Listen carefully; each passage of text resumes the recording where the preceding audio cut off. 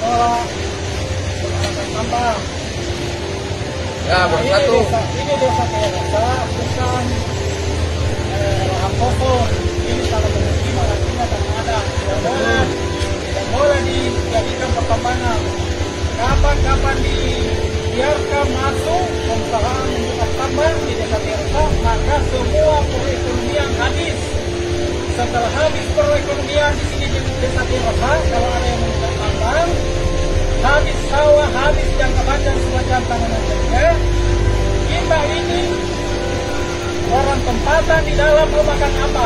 Tidak akan mungkin itu pemerintah menjamin hidupnya masyarakat ada satu desa sampai di anak cucunya, tidak akan mungkin. Betul.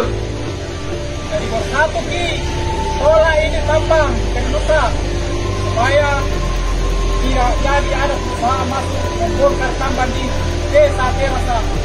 Umumnya Sinjai Barat, Sinjai Utara, Sinjai Tengah, Sinjai Selatan harus ditolak semua. Kita jadi menolak semua. Ya. Alhamdulillah. Sekian dan terima kasih.